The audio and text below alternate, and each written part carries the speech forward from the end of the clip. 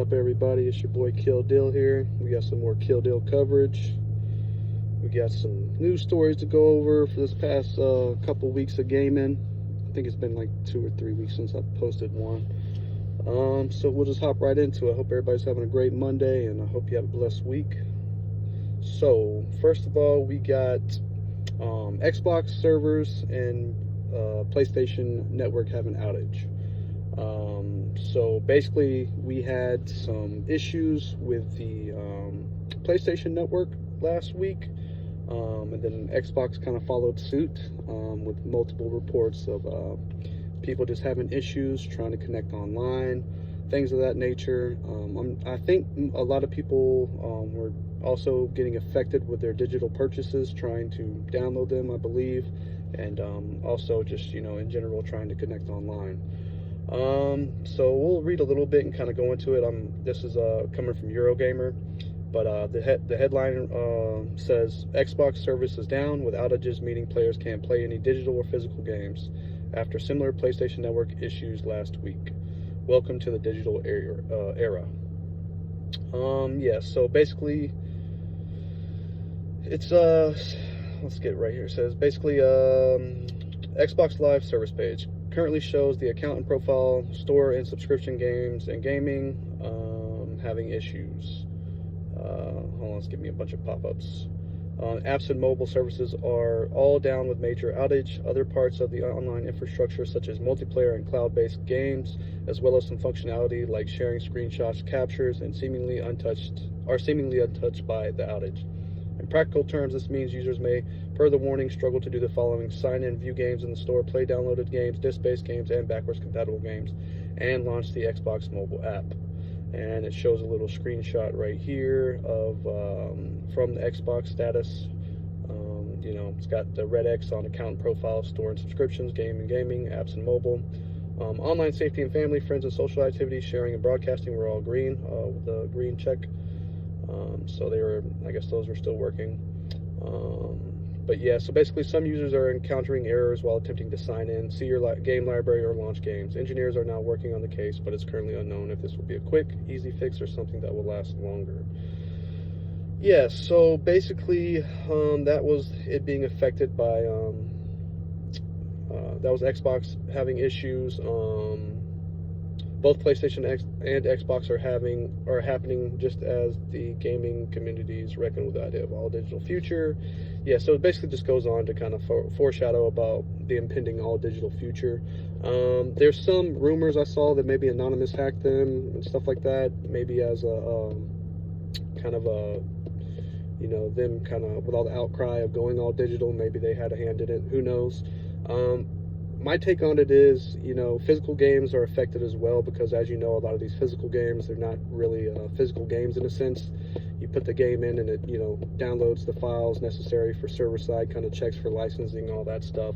So, the whole debate of, whether to keep the disc or going all digital is kind of irrelevant when things like that happen, because obviously, even if you have the disc, you're still going to be affected, which that's a bigger issue as far as if you purchase the disc and it's just kind of like a little license key to, like, tag the server so that way you can get the okay to play the game.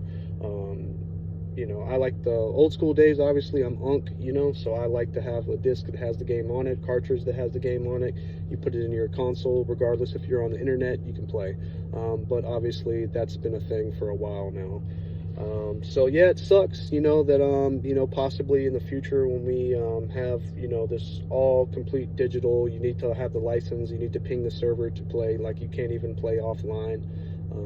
It's definitely not a good look as far as going forward with that. All right, next piece of news.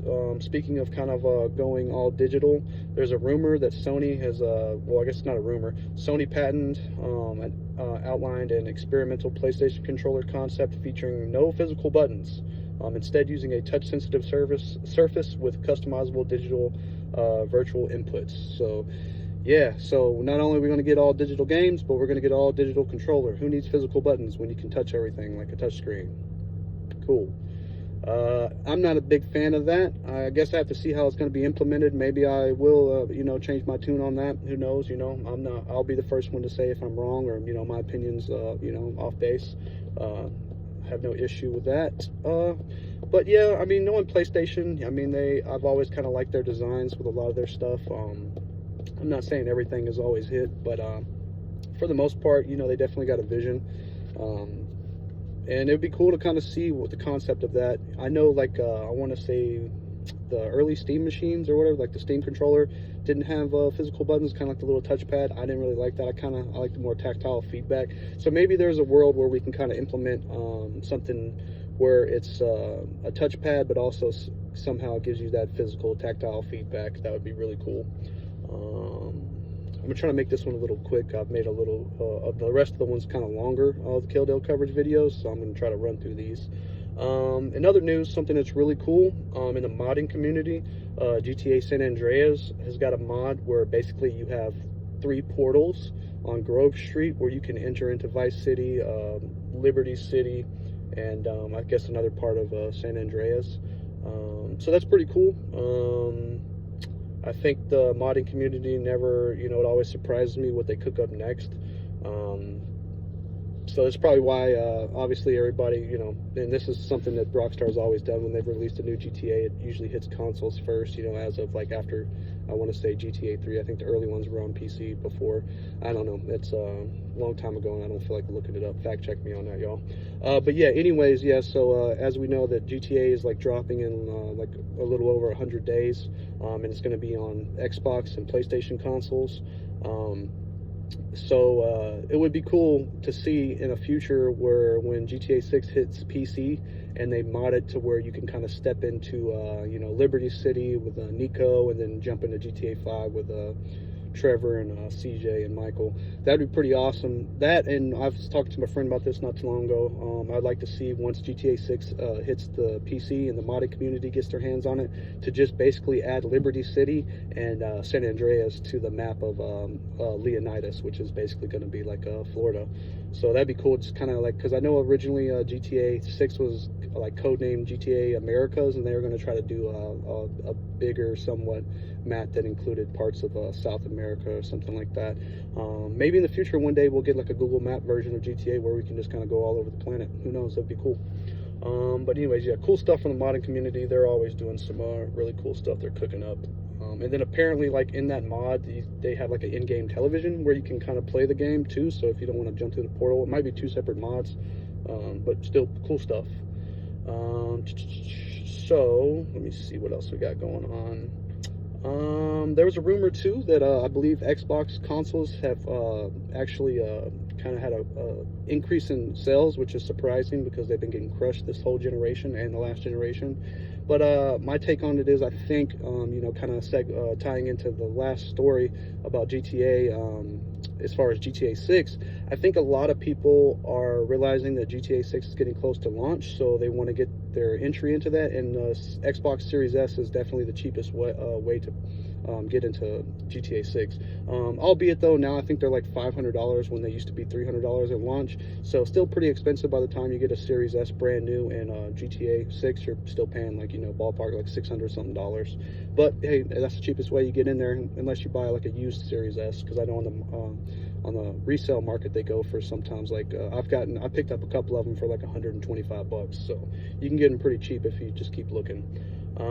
But yeah, so then another cool thing that and this is something personally I got firsthand look at and all that. So there's a guy named Jumpsuit who's reverse engineering the MAG servers, so Massive Action Game. Yeah, great name, Zipper. But yeah, it was a cool PlayStation exclusive back in the day where you could play with up to 256 people online. Definitely one of those things where PlayStation was a little bit ahead of their time, because now you see battle royales with like upwards of like 100+ people and stuff like that. It wasn't a battle royale, but still a really cool game. And he's in the process of reverse engineering it to get it back online. We had similar projects that were reverse engineered and brought back online.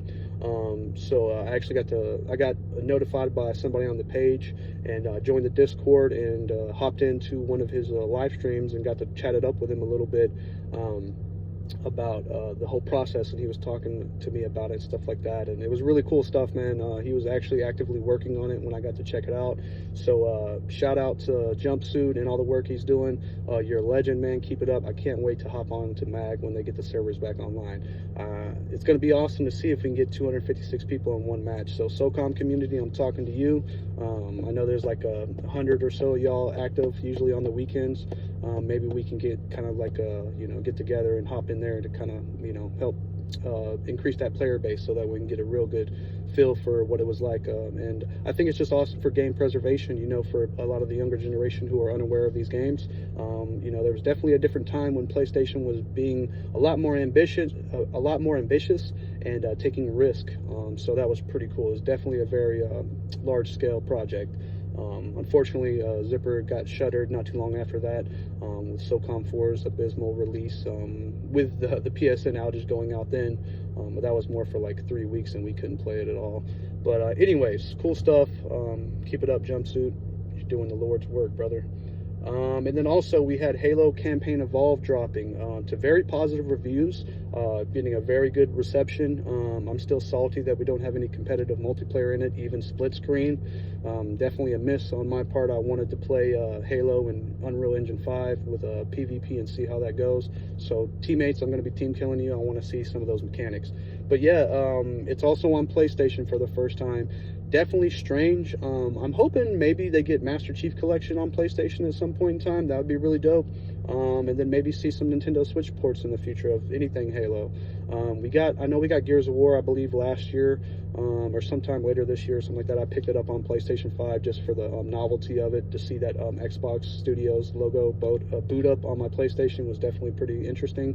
And I'll probably be picking this up on PlayStation 2 just for the novelty of it, because I think it's pretty weird and pretty cool at the same time that we're seeing Halo on multi-platform, because with the vision of Xbox has definitely been murky, and now with the new CEO and stuff like that, things are changing up. But anyways, yeah, Campaign Evolved is doing good, looks great. It's got 4-player split screen co-op and online co-op, so I'm looking forward to eventually picking that up. Or I believe it's on Game Pass, so I'll probably just play it on there with the buds and see how that goes. Let's see what else we got going on. So we got Dragon Ball Z Sparking Zero is going to be releasing the new Super Limit Breaking Neo DLC. I'm really hyped about that. They're adding like 30 plus new fighters, 4 new stages, expanded customization. There's like a new solo limit breaker mode. I believe that drops on the 30th, so that's pretty dope. I'm pretty hyped about that. I still got somebody in the community I have to get my get back on. Blake, I'm talking to you. Reaper Black, where you at? Stop running, man. Stop being scared. When this drops, we have to run it back. You have to let me get my get back, man. That's all I'm saying. I'm gonna keep calling you out until I hear a response. Because I was beating him up in the beginning, and then there was an issue with the controllers where I was using old school controllers and he was using new school, and he went and did some hyperbolic time chamber training and smoked me. So he deserved to give me that chance back to beat you, bro. I'm just saying. All right. Also, another news. Speaking of modding, and this will be the last story, and I'll wrap this up.